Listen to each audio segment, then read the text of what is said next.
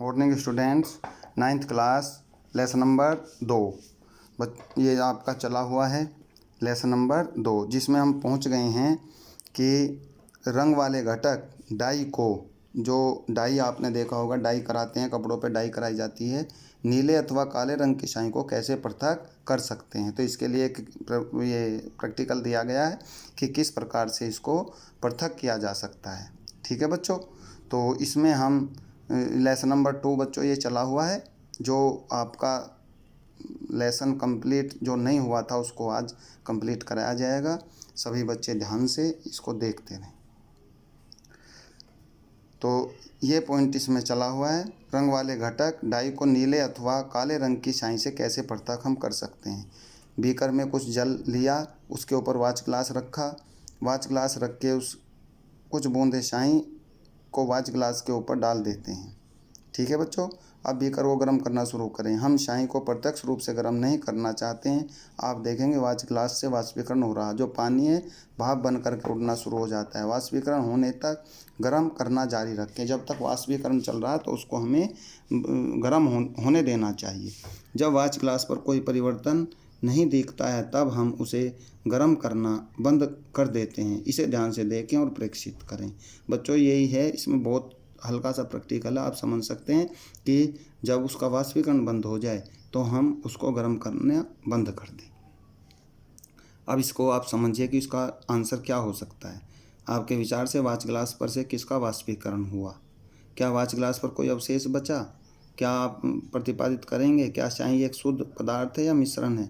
हम पाते हैं कि स्याही जल में रंग का एक मिश्रण है। इस तरह से हम विलायक से विलय पदार्थ को वाष्पीकरण की विधि के द्वारा पृथक कर सकते हैं। ठीक है बच्चों, वाष्पीकरण की विधि के द्वारा हम इसको पृथक कर सकते हैं, अर्थात जो इंक हमने पानी के अंदर मिलाई है उसको अलग किया जा सकता है। ये आप आसानी से इस प्रैक्टिकल के द्वारा समझ सकते हैं। दूध से दूसरा एग्जाम्पल है, दूध से क्रीम को कैसे पृथक कर सकते हैं। ये एक बहुत आसान सा प्रैक्टिकल है, सभी के घरों में यहाँ होता होगा। दूध होता है, दूध में जो है वो क्रीम, दूध से क्रीम या घी या मक्खन कैसे निकाला जाता है ये आपको बताने की भी आवश्यकता नहीं होनी चाहिए। आप देखते हैं आपके घर में बड़े बुजुर्ग बार बार उसको चला करके, दूध को चला करके, चाहे वो बाज़ार का दूध है या घर में पैदा होने वाला दूध है, टोंड है, क्रीम है, ये सब ब्रांड हैं। कुछ क्रीम फुल क्रीम के आते हैं, कुछ टोंड आते हैं, डबल टोंड आते हैं, ये पॉली पैक में भी आते हैं और घर के अंदर भी होते हैं। तो हम इनसे मक्खन को कैसे निकालते हैं ये सभी आपने अपने घरों पर देखा भी होगा, किंतु यहाँ भी हम चर्चा कर सकते हैं कि मक्खन से क्रीम कैसे निकाली जाती है। संपूर्ण क्रीम वाला एक दूध लें, एक सेंट्रीफ्यूगेंट मशीन से इसे 2 मिनट तक अपकेंद्रित करें। ये बच्चों दही से मक्खन निकालना नहीं है, हम दूध से भी मक्खन निकाल सकते हैं, क्रीम निकाल सकते हैं, किंतु इसके लिए हमें एक मशीन की आवश्यकता होती है, सेंट्रीफ्यूगिंग मशीन।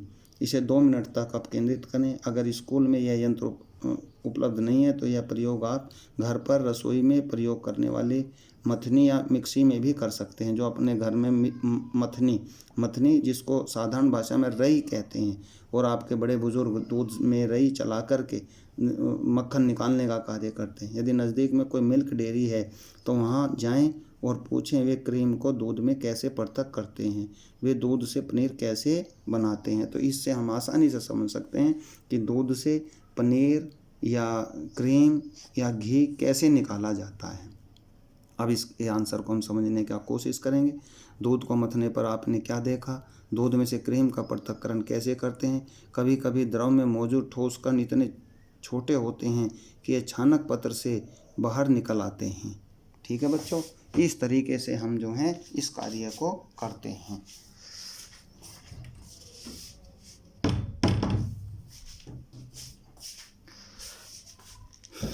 ठीक है बच्चों, आ जाइए दोबारा समझ लीजिए। कभी कभी दूध से में मौजूद ठोस कण इतने छोटे होते हैं कि ये छानक पत्र से बाहर निकल जाते हैं। इन कणों को पृथक करने के लिए छानन विधि का प्रयोग किया जाता है। ऐसे मिश्रणों को अपकेंद्रण के द्वारा पृथक किया जाता है। इस सिद्धांत के आधार पर जब इसे तेजी से घुमाया जाता है तब भारी कण नीचे बैठ जाते हैं और हल्के कण ऊपर रह जाते हैं। इसके भी जांच करने के लिए कि वे काम सही है या सही नहीं है, इसके लिए प्रयोगशाला में हम देख सकते हैं। जांच प्रयोगशाला में रक्त और मूत्र के जांच लें। डेयरी तथा घर में क्रीम से मक्खन निकालने की प्रक्रिया में, कपड़े धोने की मशीन से भीगे हुए कपड़ों से जल निचोड़ने में।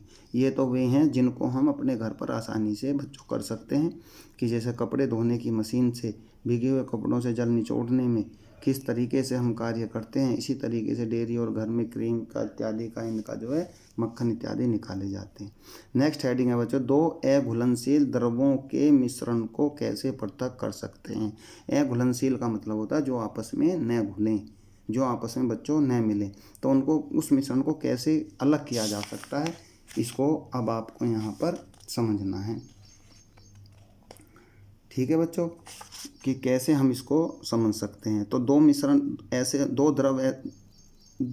ऐसे होंगे या दो अघुलनशील मिश्रण द्रवों का मिश्रण ऐसा होगा जो आपस में न घुल पाते हों। जैसे आइए एक मिट्टी के तेल, एक तो हमने मिट्टी का तेल ले लिया और एक जल ले लिया, और आपने देखा होगा कि मिट्टी का तेल और जल कभी आपस में घुलनशील नहीं है, ना ही वो कभी बच्चों मिलते हैं, किंतु इनको कैसे कैसे हम अलग कर सकते हैं, तो ये आपको समझना है। मिट्टी के तेल और जल के मिश्रण को एक पृथक्करण कीप में डालें, कुछ देर तक इसे शांत छोड़ दें ताकि जल और तेल की पृथक पृथक परत तैयार हो जाए। पृथक्करण कीप में स्टॉप कवर को खोलें और सावधानीपूर्वक नीचे वाले जल की परत को निकाल दें। जैसे ही जल नीचे पहुँचे स्टॉप कवर को बंद कर दें। इस तरीके से हम जल और तेल को बच्चों अलग कर सकते हैं। इस सिद्धांत के अनुसार आपस में नहीं मिलने वाले द्रव और घनत्व के अनुसार विभिन्न परतों में पृथक हो जाते हैं, विभिन्न परतों में बच्चों पृथक हो जाते हैं, किंतु उसके लिए पृथक्करण कीप की आवश्यकता होती है। और जब अपने आप ये जल पृथक पृथक परत बना लेते हैं, जल और तेल, जल अलग हो जाए की परत अलग हो जाएगी और तेल की परत अलग हो जाएगी, तब हम उसे नीचे उसकी जो टोंटी है उसको हम खोल सकते हैं, और जब जल की परत को जल नीचे आ जाएगा, तेल बच्चों ऊपर रह जाता है, तो हम जल को टोंटी खोल करके नीचे निकाल लेते हैं और तेल को ऊपर। तो इस तरीके से हम जल और मिट्टी के तेल को पृथक कर सकते हैं। नमक तथा कपूर के मिश्रण को बच्चों कैसे अलग कर सकते हैं। नमक और कपूर का पिछले अध्याय में हमने पढ़ा है कि कपूर को गर्म करने पर यह ठोस अवस्था से सीधे गैस अवस्था में परिवर्तित हो जाता है। इसमें द्रव में नहीं बदलता बच्चों, ये सीधा ठोस से गैस में जब हम इसको गर्म करते हैं, तो ये कपूर जो पदार्थ है ये सीधे गैसीय अवस्था में आ जाता है। इस प्रकार इन मिश्रणों में ऊर्ध्वपातित हो सकने वाले अवयव हैं। ऊर्ध्वपातित न होने वाली अशुद्धियों में पृथक होने के लिए ऊर्ध्वपातन सब्लिमेशन की प्रक्रिया का उपयोग करते हैं। अमोनियम क्लोराइड, नेफ्थेनेल और एंथ्रासीन इत्यादि ऊर्ध्वपातित होने योग्य ठोस पदार्थों के कुछ उदाहरण हैं। इस विधि के द्वारा हम नमक और कपूर को अलग अलग कर सकते हैं। ठीक है बच्चों, इसमें आगे बढ़ेंगे। ये सब जो हैं आपने ये भी अध्ययन कर लिया। क्या काली शाही में एक डाई का एक ही रंग होता है। क्या काली शाही में डाई एक ही रंग में है, चाहे वो ब्लैक है या बच्चों ब्लू है। ये सब आप इसमें पढ़ चुके हैं। और शाही को कैसे अलग किया जा सकता है ये भी आपने इसमें देख लिया। नेक्स्ट हेडिंग है, दो घुलनशील द्रवों के मिश्रण को कैसे पृथक किया जाता है। पहले तो हमने बच्चों ये देखा था अघुलनशील द्रवों के मिश्रण को कैसे अलग करते हैं। अघुलनशील द्रवों के मिश्रण को कैसे अलग कर सकते हैं। अब है ये बच्चों दो घुलनशील जो आपस में मिल जाएं उनको भी अलग अलग किया अलग अलग करने की भी विधियाँ होती हैं, कि जबकि दोनों पदार्थ आपस में घुल चुके हैं किंतु हम फिर भी कुछ विधियों के द्वारा उनको अलग कर सकते हैं। ये आपने चित्र देखा है। इस चित्र में हमने दो घुलनशील पदार्थ जिसमें एसीटोन और जल, नंबर 1 क्या है एसीटोन, नंबर 2 जल, ये हमने दोनों ले लिए हैं और उपयुक्त चित्र के अनुसार इसको नीचे से एसीटोन और जल का जो घुलित विलयन है उसको हीट दी गई है, ऊष्मा दी गई है, और धीरे धीरे उधर्पातन के द्वारा ये एसीटोन वाष्पीकृत होना शुरू हो जाता है, क्योंकि जल तो वाष्पीकृत नहीं होता। जल से पहले एसीटोन वाष्पीकृत होकर और फिर ठंडा होकर संघनित होकर ये बाहर निकलने वाली जो आपकी ट्यूब है इस रास्ते से चलते हुए सामने बीकर में इकट्ठा होता जाता है और जल अलग हो जाता है, और सबसे पहले एसीटोन का वाष्पीकरण होता है। तो इस तरीके से हम जल और एसीटोन को अलग अलग बच्चों कर सकते हैं। इस विधि को आसवन कहा जाता है। क्या कहा जाता है?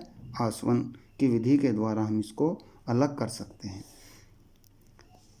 ठीक है बच्चों, अब है वायु से गैसों को कैसे पृथक कर सकते हैं। वायु से गैस, वायु में तो गैस है, वायु एक समांगी मिश्रण है बच्चों। इसमें घटक के प्रभावी आसवन और द्वारा पृथक किया जा सकता है। प्रभावी आसवन के द्वारा प्रवाह चित्र इस विधि के विभिन्न चरणों को दर्शाता है। ये जो चित्र आप देख रहे हैं इसके द्वारा हम वायु से गैसों को अलग कर सकते हैं। वायु से बच्चों गैसों को अलग किया जा सकता है। अब आप यहाँ देख रहे हैं कि वायु है, इसमें क्या है कि दाब बढ़ाकर तथा तापमान कम करके वायु को संपीड़ित और ठंडा करना। इसके आगे फिर वायु है प्रभाजी आसवन कॉलम में वायु को धीरे धीरे गर्म करना, विभिन्न ऊंचाइयों पर गैसों का पृथक करना, और इस तरीके से वायु से गैसों को पृथक करने की विधि होती है। वायु के घटकों को पृथक्करण ये निम्न विधि के द्वारा होती है। आप जानते हैं कि वायु में बहुत प्रकार की गैसें होती हैं, जिसमें ऑक्सीजन होती है, नाइट्रोजन होती है, और इससे एक अलग भी बहुत सी गैसों का मिश्रण होता है। इनको सभी को अलग अलग करना ये इन विभिन्न विधियों के द्वारा, जिसमें से प्रभावी आसवन है या पृथक्करण करने की जो विधि है, वायु के घटकों को, वायु जिन घटकों से मिलकर के बनी होती है उन सभी को अलग अलग किया जा सकता है। तो इसका जो है इन विधियों के द्वारा हम इस तरीके से इनको अलग कर सकते हैं। ठीक है बच्चों, अब इसमें जो आपका आता है जो नेक्स्ट वीडियो में भेजा जाएगा, किसी अशुद्ध नमूने में से शुद्ध कॉपर सल्फेट कैसे प्राप्त कर सकते हैं, इसको जो है बच्चों नेक्स्ट वीडियो में, ये वीडियो आज यहीं तक रहेगी। आप इसको देखते रहें। अगर समझ में नहीं आता है तो आप स्कूल में आकर के बच्चों संपर्क कर सकते हैं, और रिटन वर्क जिन बच्चों के नहीं हुए हैं, रिटन वर्क पर निशान लगवाने के लिए सभी बच्चे अपनी बुक लेकर के फेयर रजिस्टर लेकर स्कूल में आ सकते हैं। 8:30 बजे आप स्कूल में पहुँचें, निशान लगवाएं और घर बैठ कर के अपने काम को पूरा करते रहें। Thank you.